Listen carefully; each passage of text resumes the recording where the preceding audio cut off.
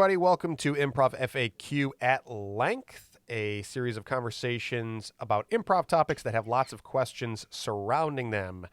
And today, Bob and I are going to have a conversation pulling from our survey thread that we put out there to some friends, asking for suggestions of questions and topics that would be good discussion. And our friend Neil Batra, a friend of ours from the Cincinnati improv scene, put a suggestion in there about books and other resources that students or really any improviser might consume to get a better knowledge base and learn from. So that's absolutely a great topic.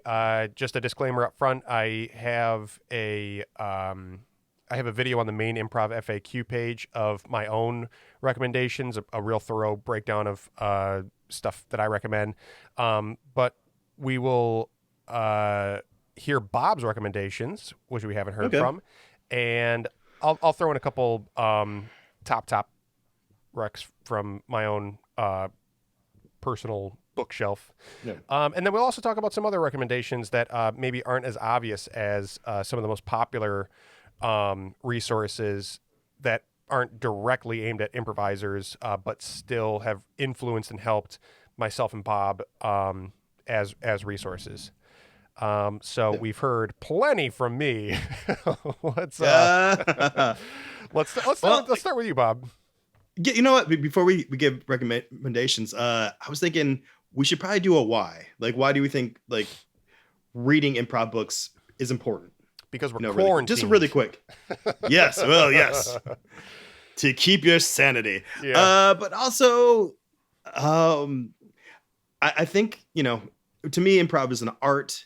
And if you were studying any other kind of art, you don't just take the classes, if you're becoming a painter, taking a painting class is a great way to start. Do you take an improv class? Great way to start.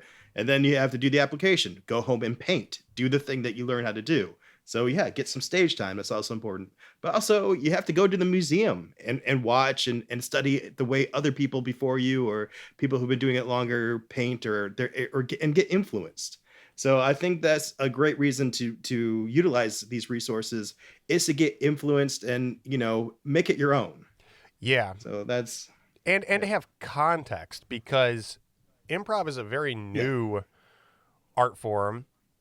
And I remember when I started taking classes, Matt Nas was teaching a class of mine at Go Comedy. And I think it might have just been in the advanced classes, or it was pretty early on. And he like one class started talking about different theaters in Chicago and kind of like the origins of long form improv, places like the IO and the Annoyance, and some handbooks from those theaters. And I remember being like, whoa, wait a minute. Yeah. There's like all this different schools of thought and philosophy out there. And and then he very generously was like, oh, let me unload a bunch of knowledge on you real quick in that class. We set time aside to just hear from that, and that totally framed things in a different way for me and gave me access to schools of thought from a wider scope, and that includes some of the books that we'll talk about, which like you said, it's the context and the study of what the thing is that you're learning. I remember that moment myself, because when I was going through Second City, I thought this art was defined by these rules that we learned, because they're called rules, and I have to do this a particular way. But then, I think it was probably PJ was the first one who brought up like Mick Napier's book, which we'll probably talk about in a couple minutes, and the differences, and just thinking about that, wrapping my mind around like, oh, I mean, there's more than one way to skin this improv cat. We can do this. Like, that opened up doors. So I think it was like almost right before Christmas break. So that Christmas, like, I got so many improv books. Well, basically gifted myself with the gift of improv books. And Yeah. I'm not a reader, but it was like, I think this is one of the first subjects I ever like really dove into. So yeah, so I cool. Yeah. Let's get into it. Let's get into it, and let's start with books. So If a student comes up to okay. you, Bob, what's your go-to recommendation for books? Okay, so it really depends on the student. You know, if they've been improvising for a while, or they're if they're new.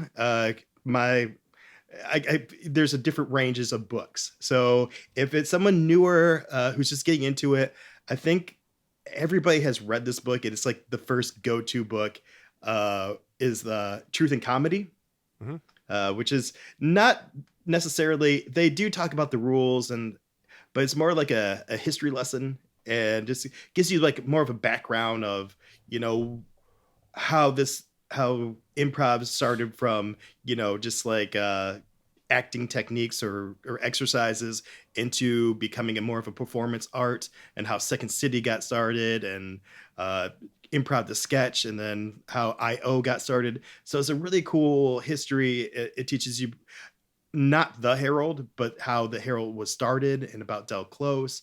So I think it gives a really cool history lesson to people who just got started, and really gives them a background on how, you know, how this all was, you know, was formed. Yeah. Like how the community was formed. And so that's Truth in Comedy Truth and by Comedy. that's Sharna Halpern, Del Close, and Kim Howard are the authors on that. That's like the official handbook of the IO Yeah. Theater in Chicago, which is like the origin place of modern long form improv, really long form. I don't think there was really such a thing as long form before the IO. It was mostly games, single scenes, Yeah. and an acting team technique. So it's because of that, if for no other reason than because like they are the kind of the birthplace of long form. Yeah. Great home base to start with, and like you said, gives some storytelling in there of how it got to that point, or how it developed. I think it's safe to say that it's probably the most read book across all levels of experience in improv. So it's also just a nice reference point from improviser to improviser. Yeah, I think it's one of the older ones too. So it's been out there it's been out for a while. Yeah, and so again, older meaning like I think it's like from '94 or something like that. Yeah, and that's a relative term. That's the kind of stuff that blew my mind though when Nas started talking about it in class. Is like I don't know. I was just in classes thinking that like all this stuff. I didn't have a conscious thought about it, but like I just had this assumption that like, oh, this is like old 100-year-old stuff that we're doing, and goes by these nicknames and stuff, and then him talking about those theaters is like, damn, this is like 90s is really the takeoff point for all this stuff. So yeah, old ass book from IO from the 90s. From the 90s. Grunge and this book started at the same time. So in that realm of like, if we're just talking about not necessarily, these are improv books, but just improv history and stuff that it's not exactly a workshop type book. It's more of, hey, here's some helpful hints. The Second City Almanac is another great one.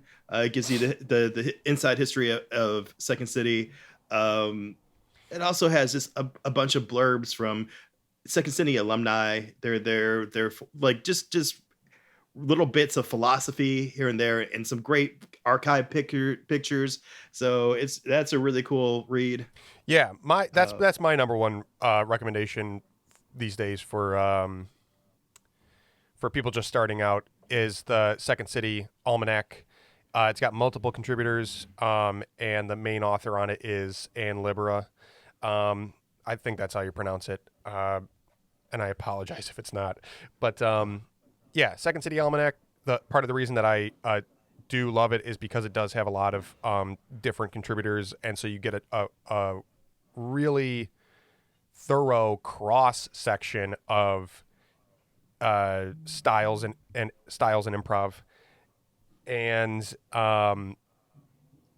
also because it has that nice blend of philosophy and some more like training specific or exercise offerings. I like philosophy books like Truth and Comedy, um, but it's also good to just kind of like crack into like how do people practice it in different ways. Philosophy Yeah. differences are really nice to explore, and also like differences in practice can help you frame and imagine things of like how different styles develop in the first place, and how different players are learning.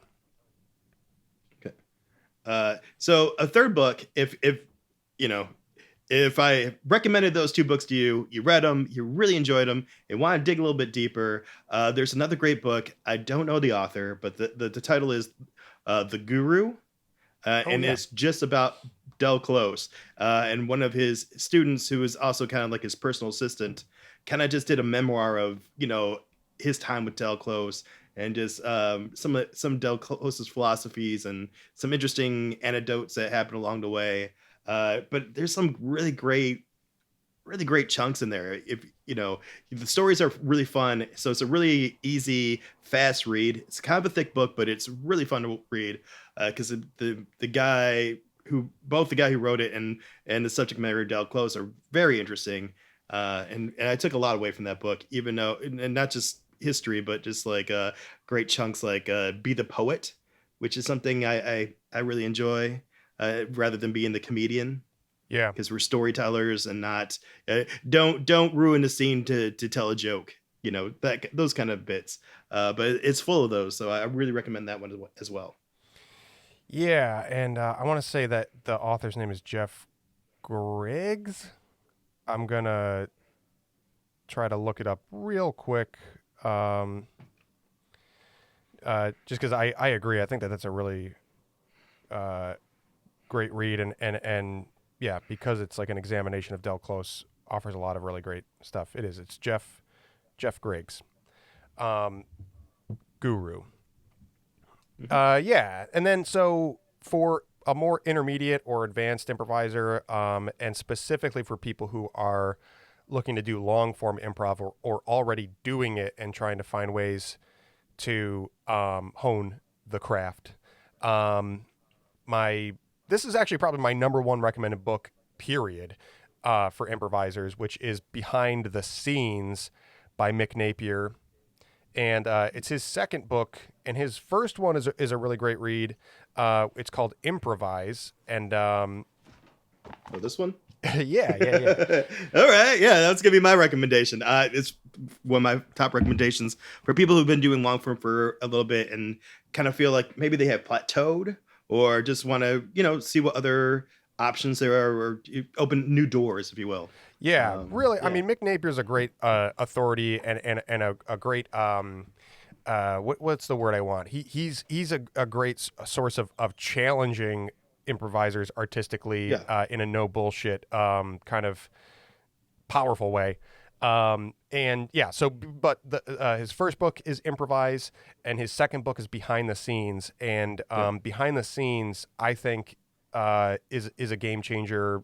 And part of the reason that I really love it and think it's so valuable, especially right now, is because it's a little bit more modern. It's I think 2015 it came out, and Yes. so Yeah. um, it's he really takes a look at some of the more current challenges of individual improvisers, of improv teams and shows, and of improv communities. And so it's very, very applicable as opposed to, some of the older school books. Something that was written in the Some, 90s. Ugh. something we got to dust off from Oh. 1990. But yeah, it's a more modern look at things. And Yeah. the way that I like to phrase it, or pitch it, is that I think if every improviser read this book today, that by tomorrow, there would be twice as many good shows and half as many bad ones. Um, Oh, agreed. yeah, Agreed. there's just so many practical uh, breakdowns in there. So And Also, it's a really great book for anybody who wants to get into teaching or coaching, because the way he breaks things down, Yeah. I find myself parroting this book a lot in class because Yeah. he has a great way to explain concepts that I'm familiar with, but I never actually had to phrase. I think everybody's heard that oh, when the plane goes down, you take care of yourself first before you take care of others. Hmm. That's why you pick a strong character. I mean that I've said it. I've heard it said. We've all said it. Yeah, Um, and that's a great that's a point. I haven't really thought about that because it is a great takeaway as a performer to read and have a bunch of things to actively do as a performer. But the way that it's presented is really easy to yeah, transfer to your coaching and teaching and directing.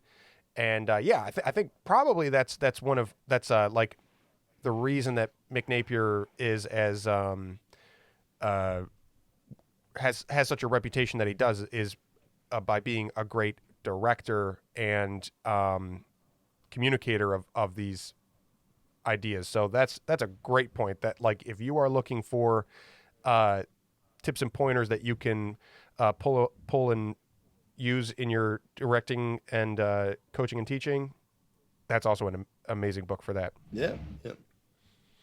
What else you got? Um, Did you want to talk a little bit about the first one about improvise as a recommendation? I honestly, I wouldn't say like I don't feel there's a big difference between the two books. I feel the second book was just a revisal of his first book. So I usually recommend them both. Yeah, They're both good reads. They're not that thick. Like you can get through them in a week, yeah, um, or faster. I read kind of slow, yeah. but yeah, I just think I would say the same thing about both books. Cool. Yeah. Another book I would like to recommend, but you kind of got to know. Oh God, what's her name? Jill Bernard. Sorry. It's called my cute little book of improv. Yeah. Which she usually sells like if you take her workshop and everything. It's a really thin book, but man, does she get to the point. Like she has, I'm gonna say about 15 to 20 really cool like here's something you should know like basically pro tips. Yeah. And I love her as a performer. She is fearless, and so is her book. And it's just like, wow, if you just want like 20 good, strong quotes from someone who's a really strong performer, here's your book. Yeah. I have not picked it up, but I've heard really great things about it, and of course, Jill is amazing. And when I see threads of improv book recommendations in some of like the Facebook groups and resources, Yeah. that's one that definitely comes up as people's favorites and top picks. Plus, it's just a great book because it's like almost a reflection of her personality. It's to the point. It's not harsh, but Yeah. Yeah. it's Yeah. sweet, but like it's really good tasting medicine. you Tough, know tough love kind of stuff, right? Tough love, yeah, Yeah. tough love, but like it's coming from a good place. Yeah. So yeah. And then I think for my last recommendation, uh How to Be the Greatest Improviser by Will Hines. Yeah. How to Be the Greatest Improviser on Earth, by Will Hines. That's a great Oh one. gosh, on Earth, yes. I Dude, should read the title. yeah. Well, yeah, he's being specific. It's on Earth. We don't want to be a universal great Yeah. improviser. So it's a very important part of the title. But yeah, that's a great one. And again, especially for most, I think he might even preface early in that book by saying this, but most books are going to give you a short, like an abbreviated history of improv and Yeah. ancient backgrounds of theater and blah blah blah, and then some definitions. That one kind of skips through it and says, I assume if you're picking up this book that you have gotten that information, and I'm going to cut right to some practical tips that you can start doing in your next show. Yes. And what else I like about it, he doesn't just give tips about how to improvise or he also gives you like tips on hey, this is what it means to be part of the community and be productive within that. Yeah. And I don't think we talk about that enough. Mm-hmm. Like, this is art by committee, and you should be an active part of that committee. Yeah, and you don't always get to lead the committee. Sometimes you need to follow and support. Yeah. So I really like that part. Yeah. Okay. Is that it for books? Or are we moving on to podcasts? I think that is all the books. That's Yes. all the books. And That's all, every book you'll ever need. yeah, I guess it's worth mentioning that there's a ton more than that. I mean, it's really hard to Oh whittle it my down God, to yes. just a few recommendations, because way back in the '90s, there Woo. were really only a couple books that were improv based, and mainly Yeah. IO's original handbook, that Truth and Comedy book. Um, but even within the past 10 years, there's been probably a couple dozen, who knows, maybe more books that have come out that are all really great. So when it comes to books, you really have your pick of nothing Yeah. but great content out there. Honestly, if you just go on Amazon and type in truth and comedy and just follow this is what other people like, this is what buyers who bought this also bought, you can go down a great rabbit hole Yeah, I of probably have like really cool 15 things. or 18 improv books, and I haven't even gotten to things like Jill's book or Yeah. the Impro. I haven't done the Impro series. That's another one that comes up in Oh people's yeah. top recommendations is Keith Johnstone. Um, but yeah, so keep cracking through the list. I mean, let's go podcasts. What's your, Oh, really quick before yeah. we go to podcasts, I was going to ask you, are there any books that are not improv specific, like biographies or just anything like that that inspired you Yeah. or helped you form philosophy? Yes, absolutely. So I uh a little while back started getting really interested in clown and Oh yeah. the overlap between clown and improv and just that whole world. And it's so hard to find. It's like this it's this ancient thing that like I feel like still exists in modern culture, but like the like it's so hard to hunt down like what it is and who's doing it and like what it looks like or how, yeah, whatever. So I found a really great resource, a book called Clowns, subtitle In Okay. Conversation with Modern Masters. All right. The authors on it are Ezra LeBanc. I'm a Midwesterner, so I'm going to say Ezra LeBanc and David Bridell.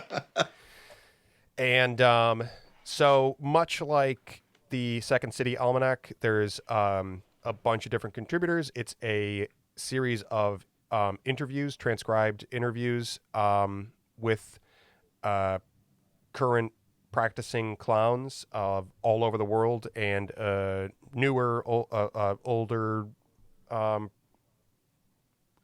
variety of different generations of clown. And yeah, I just, it's so hard to describe, and it's something that I'm still like digesting and chasing down. But if you're somebody who is looking to get more into the idea of sense of play and the like more subjective, mysterious qualities of improv and comedy, um, at the spirit of it, I think that clown is a really great uh, subject to pursue, and that is a great book to start with. Clowns in Conversation with Modern Masters. Okay. Cool. Cool. I would one of my recommendations would be Save the Cat by Blake Snyder. It's Cool. it's a screenwriting book, and what I like about it breaks down just story structure. And I think learning story structure is important because when we're doing long form improv, we're doing a lot of storytelling, and just to be able to quantify like what does this story need, or how to heighten certain things, or recognize pattern. They do a really great job breaking down, and it gives really great advice. One of my favorite pieces of advice, and something we hear in improv, is you should always care about the other character. And they make a really great example, like even the bad guy cares about what the good guy thinks. Even if it's just for vanity. I want him to know I'm better than him. So if he sees me make a mistake, it's embarrassing and that hurts my ego.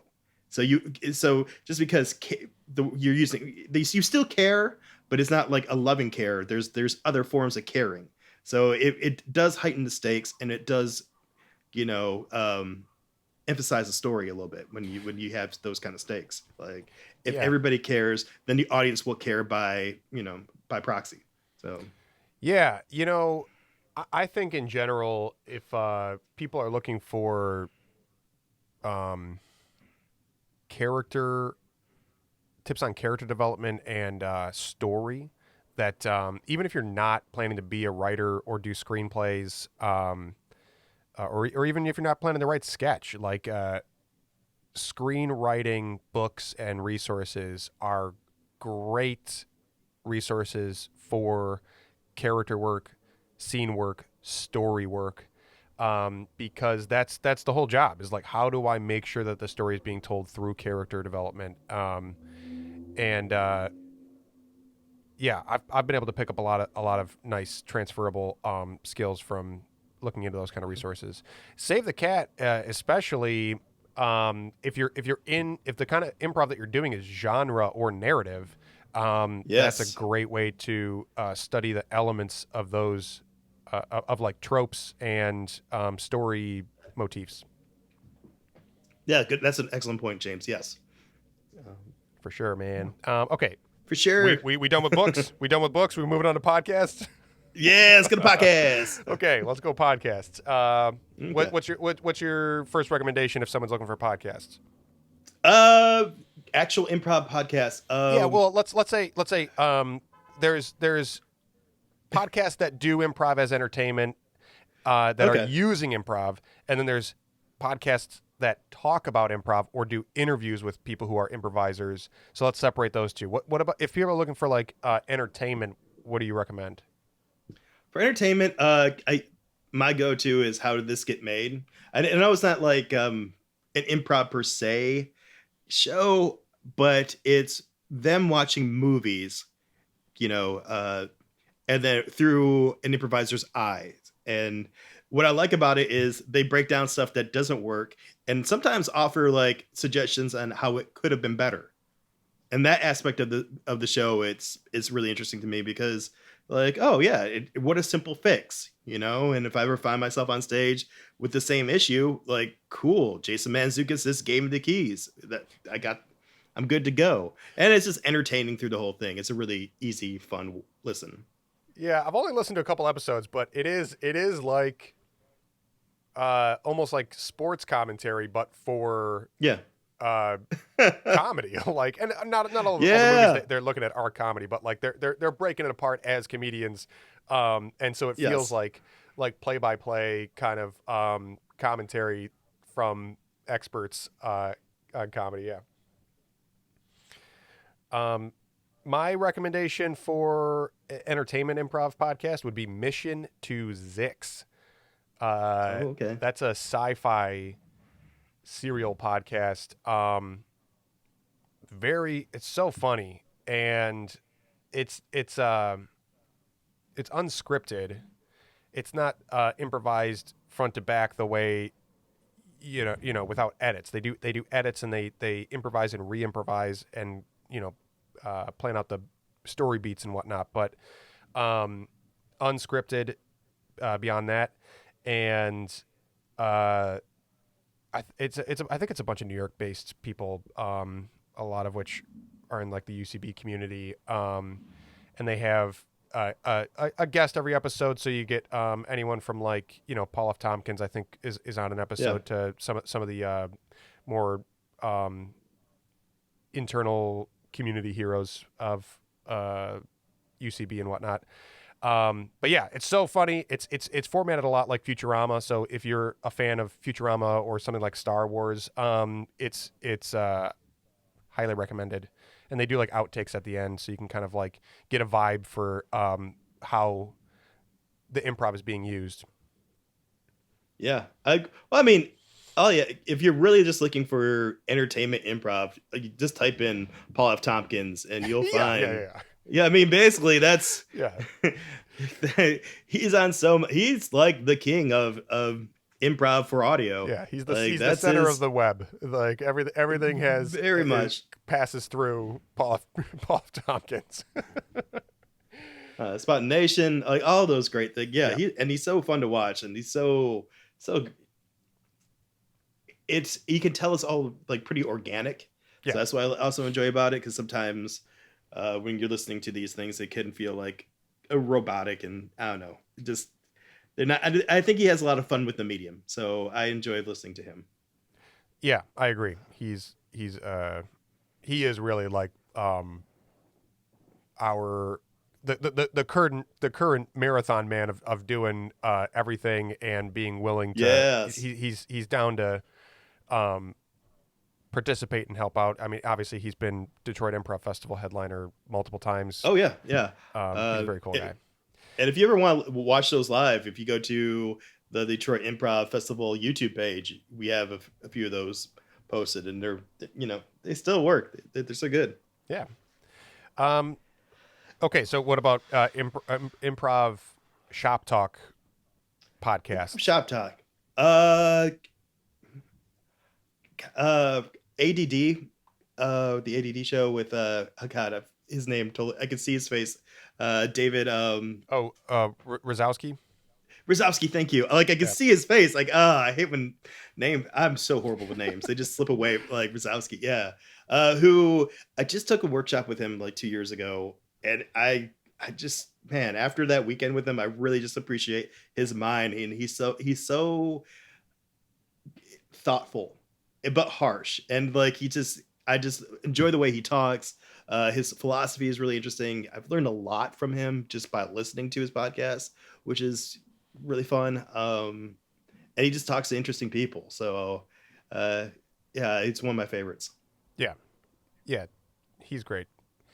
I guess I'll throw a little bit of an indirect one out there for my recommendation, which in general for podcasts, if you're looking for an interview-based podcast, my top recommendation in general is Off Camera with Sam Jones. It's just a really great interview series, and he's Sam Jones is a photographer and director and other things, and he has conversations with all sorts of experts and top names, celebrity types, mostly actors. Although he's had people like Tony Hawk and Dave Grohl on there too. Oh, cool. And he's also had a lot of improv celebs on there.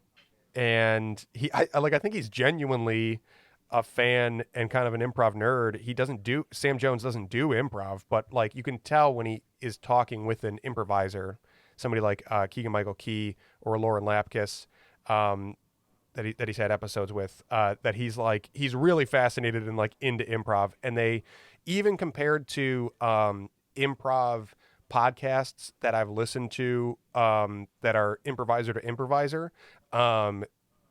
The interviews on Off Camera tend to get to areas or shop talk that I think is pretty rare and especially valuable. So Jason Mantzoukas is on there. Yeah. There's all sorts of improvisers. Just go down the list on his podcast, and he also has YouTube clips and what do you call it?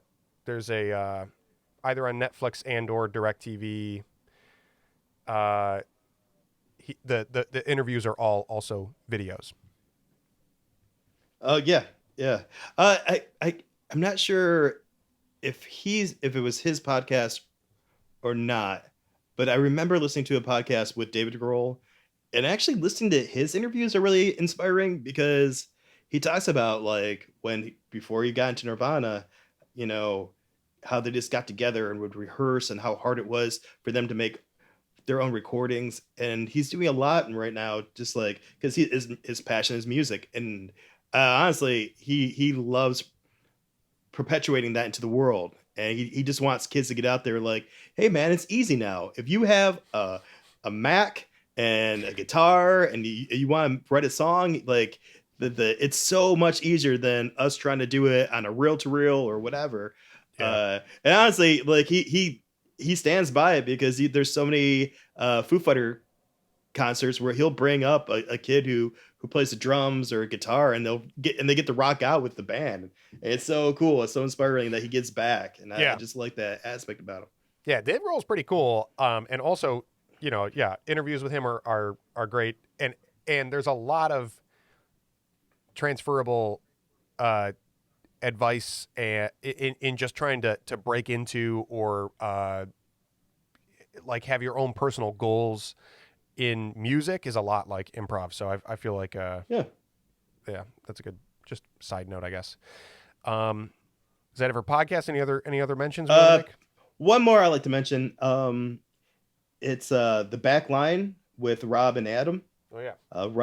Rob Norman and Adam Cawley. They're two Canadian, I think, Second City guys. And they're really interesting to me because they break down individual aspects of improv, and it's almost like coaching through podcasts. Like they give really great advice. They break some really cool things down, give anecdotes. It's just a really interesting watch if you want to hear. If you're an analytical mind, and you like to hear technical stuff. It's a fun podcast. Yeah, definitely. Yeah, I've listened to a few episodes of them, and they're great. Yeah. Any other podcast recs? Nope. You? I always like to mention Improv Nerd with Jimmy Carrane. Oh yeah. It's so fascinating to me the way that like the podcast world is developing though. So the kind of like rider that I'll put on it is like Jimmy Carrane has interviews with every person that you would want to see an interview with on his show. Right. It's one of the, if not the longest running interview based improv shows. And everyone from like the improvisers to like the celebrity improvisers have been on his show. It's a little hard to sift through because there's so many episodes.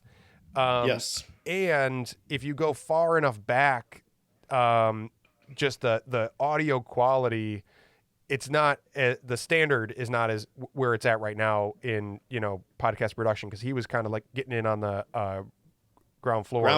He was like one of the first original podcasts. Yeah, he was there. Yeah. So some of his, well, a good amount, maybe even like the first 100 episodes are probably a little tough to listen to if you've gotten used to better quality audio because they're mostly on his phone. But if that's not an issue for you, definitely start from the beginning or thumb your way through. Otherwise, Dave Rosowski's podcast, a lot of the same best interviews you can find on any podcast that you those top names make the rounds on improv podcasts. Yes. But Jimmy Carrane has the most complete library, and he's like the original host of that format. What's next? Movies. Okay, movies. I don't know if I really have movies, but what do you got, Bob? Oh, I got a few. So if we're talking about like actual improv movies, my first recommendation is Trust Us, This Is All Made Up, the TJ and Dave documentary. It's just such a great watch. Honestly, I like to watch this before I perform because those guys I love watching them perform. I enjoy their style, but also these are two incredible improvisers. They're the improvisers. I hate that trope, but it's true. and what I like, it's kind of broke down into three sections. So you get the history of them, and section one, you learn about them, how they met, how they developed their form, and basically what they do to prepare to get ready to do a set. And I love that. I love just seeing someone else's process. Then in the middle of the movie, you get to see them actually doing a set, and it's a great set. And as for someone who likes to record improv, um, they do a fantastic job. So not only do I learn about improv, I also learn about filming improv, and it's really just a fun watch. I've watched this set Yeah. at least 20 times, and I'm lowballing it, and I still enjoy it. And then like the third part is them post set. How they give themselves notes and they give each other notes, and it's just the honesty. And I think it's a really good example of, you get to a point where it's hard to find someone. I mean, you can always learn from somebody, but like to take an actual class, it's a little rough. But if you could find someone you really trust and who knows you, and after, a set, you guys can just sit down like, hey, I I wasn't sure what you were going for. I did my best to do what I could with the information that was given. What were you going for? And then just learning each other and just, learning more about each other. Because you get to the Yeah. point where rehearsal isn't about learning how to improv, it's learning how to just communicate better with the people you're improvising with. And I Yes. just love that they give an example of that. Yeah. That's one that has been on my list forever. It's a little it's tough to find. It's not tough to find. It's not Yeah. as easy as some other resources. But I know they have their Vimeo channel too, which I think you can get like a package Oh, yes. of like 8 videos. I don't know. Do you know if on that package Trust Us is included or it's separate? I don't think they have the copyrights for that. Their Vimeo stuff is just all Their shows. They have like their 8 shows on there. shows. Yeah. Yeah, Oh which is, I shit. think it's like $5 a show, and then they actually have one on there that's like just a free interview, which is really fun to watch. So if you don't want to, some people aren't working right now, so if you just want to watch a really cool interview, I would recommend that as well. Totally. Um, yes. So I definitely got to get Trust Us because that is people are always talking about it, and I feel like I'm letting myself down by not having seen it by now. Yeah, I will say that TJ and Dave also have a pretty great book which is called Improvisation at the Speed of Life, and it's if what you like is that patient, organic, grounded improv, there's no better book than that because they are the masters of that style of play. oh yeah, Keep in mind that they are a duo, so they are afforded the opportunity to play at a certain pace that you probably don't get out of an 8-10 person troupe. But if it's something you're interested in, they have a really great philosophy and practical book as well. Talking about their shows, it dawned on me that Middleditch and Schwartz, Thomas Middleditch and Ben Schwartz, oh did that yeah. Netflix special recently, which I think just might have just come Is that out. up? Oh God, People were yeah. posting about it. I was lucky enough to go with Mike Magyar to go see them at one of their shows that they taped when they were in New York, and Oh really? yeah, and it was great. It was so Wow. cool. We got there early and stood in line and got really great seats and uh, one yeah so I saw in some of the clips that the show that I got to see was included in the special, and So I'm dope. dying to see the other ones too because Yeah. from what it looks like and from being in the audience, the they're playing like as opposed to TJ and Dave who are very high integrity, committed Right. to the reality of the scene. Yes. Middleditch and Schwartz play some meta moments and break character and riff with each other during the scene. Yeah. And Yeah. There so, is no fourth wall. yeah, I wonder if that might be a little bit more accessible to audience that are looking for a curious window into the improv world. Um, I think so. you know what I mean? Yeah. Yeah, yeah, because I think one of the hardest things about recording improv is that part of the magic of improv is the process. And we're conditioned when we watch it on our laptops or on TV that when we're watching something, it's usually pretty polished and it has been edited and everything's, been blocked and, whatever. Like the entertainment value is the story. Mm-hmm. And I think they have found a way to show both with their style. I was lucky enough. We went and saw them when we were in Detroit, and they were so much fun. It was really Cool. great. So I honestly understand what you're talking about. Like I could see how that style of play could really, because it's, for lack of a better term, it's jokey without being jokey. They're just stating the obvious. They're actually their technique of like reminding each other what's going on because they are very detailed, like, but in a playful way. Mm-hmm. So, and they honor what they're creating, but they're also taking moments to just like not reset, but just remind each other what has already been set. So it was really cool. Yeah. So yeah, that I guess I didn't come in with one, but that would be my recommendation is to check out the Middleditch and Schwartz Netflix special. Assuming that it's out by the time that you're seeing or listening to this. Yeah. Go ahead. I would also recommend Don't Think Twice. Oh yeah, Michael Biglia's movie. It's a fictional movie, but it has a lot of truth to it. Mm-hmm. And I think it's just an interesting, like, I don't know, a character driven, like, look at what improv could be, or or the different approaches. Not as far as how to be, I don't know, part of a community. I guess I don't know how to really break it down. Yeah, But it's an interesting watch.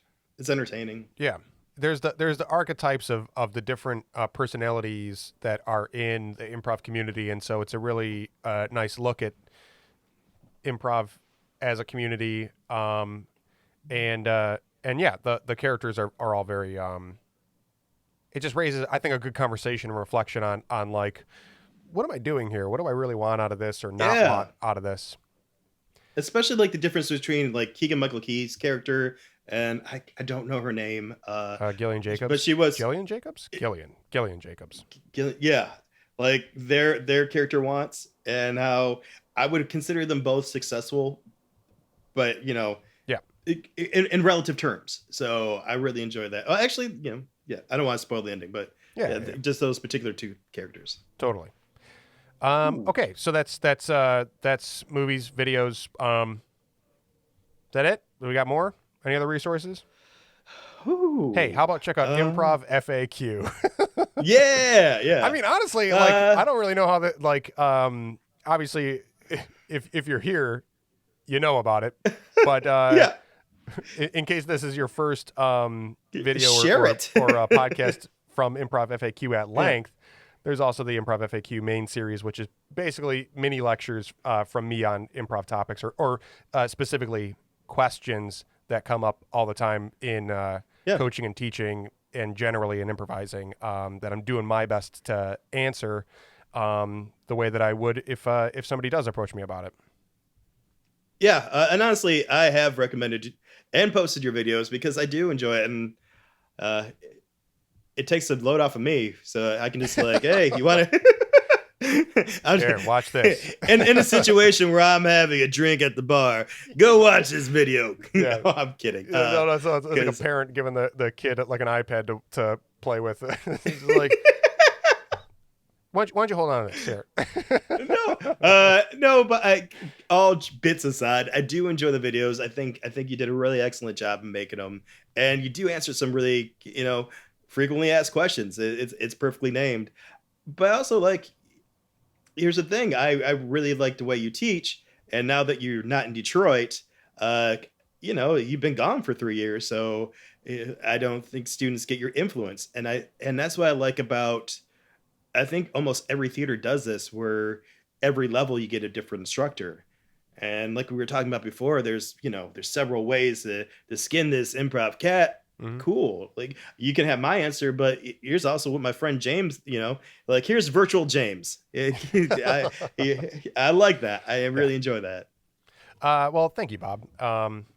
Yeah, and I'm glad that we have this conversation too, because part of the reason I started the channel in the first place is just because there are so many great resources out there, but because improv is generally so new and varied, it's rapidly developing in all these different communities, and I just feel like I still come across my own confusion and curiosities about like, is this and this, are we talking about the same thing? Right. And Right. so it's important to talk about what resources are out there to get context, to get a little bit more clarity on the things that we're doing, because improv can be just very, very nebulous and rapidly changing. So you never know from day to day or from troop to troop, town to town, if you're Well, all on the same page.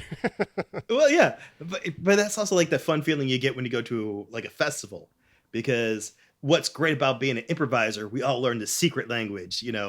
What Chris Peterson calls that black magic that wows the audiences, and we kind of learn a second language. Yeah, yeah, And that we can all speak. But then we get together and we realize there's regional yeah, differences and philosophy differences, and there's some theaters that like, oh my god, short form gross, and other people who embrace that, and it's so fun, and I love that. So yeah. like having these conversations, it's really interesting because it's like it's not only you're learning your art, you're learning about your peers and psychology. It's awesome. Yeah, yeah, and even though, yeah, just the flip side of there being so many questions that do come up is that it's a also a very positive thing for communities to be Yep. rapidly changing and finding their own voice and style, because then it is that much cooler to just kind of like keep track of it all and find new and cool things that people are doing, or ways that they're applying improv. And also just to piggyback on that, when you say frequently asked questions, these are all questions we had coming up. Yeah. If the frequently asked ones, and I like it because when someone asks me something I wondered about when I was coming up, it gives me the opportunity to take care of that question for them, but b also let them know like, hey man, we all started here, or Totally. like this is the process of becoming an improviser, and I hope you stick with it, because I think as instructors we also need to do that part of the instruction, like you know discover your voice, but you're not alone. Yeah. you know Yeah, and for anybody that took the time to sit and talk shop with you at the bar after class or yeah. wherever else, it's nice to pay it forward when you can, and yeah, be generous with your time and conversation. Yeah. Yeah. Okay, man. Well, I think that wraps it up. Yeah. Yeah, I can't. Yes, if we, yes. Yeah. We'll go I was another trying, like hour. like I can see my bookshelf from here, so I'm like scanning, like, oh, I hope I didn't forget anything, because I'll ruin someone. Yeah. Someone will miss out. Yeah. I mean, it's a deep rabbit hole to go down, and I've always It is. had It is. fun doing that. So we'll put a I pin in it do here. have You got one more? one more. Go ahead. So just YouTube, just going on YouTube, like going on YouTube and seeing if theaters, like for Go Comedy, I run like the YouTube page, but there's also like the Detroit Improv Festival YouTube page, and there's a lot of theaters out there who also have YouTube pages. Again, it's not always the best way to watch improv, because it could feel stiff, but it's kind of interesting to see people's approaches to different things. That's it. I'm done. Yeah. That's Yeah. it. I'm finished. Especially if you're curious about forms and different playing styles, I think those are kind of Yes. objective things that you can take away from videos. And yeah, we all know that it's tough for improv to translate to screen, but yeah, watching shows, you can pick up those more objective things if you're curious about them, and there's plenty out there, especially on your page. You probably have the biggest library of improv show videos on YouTube. Yes, I do. And I'm just sitting here collecting my millions. All right, man. Well, good conversation, and always. Yeah, we'll talk again soon. Looking forward to it. See you, buddy. See ya.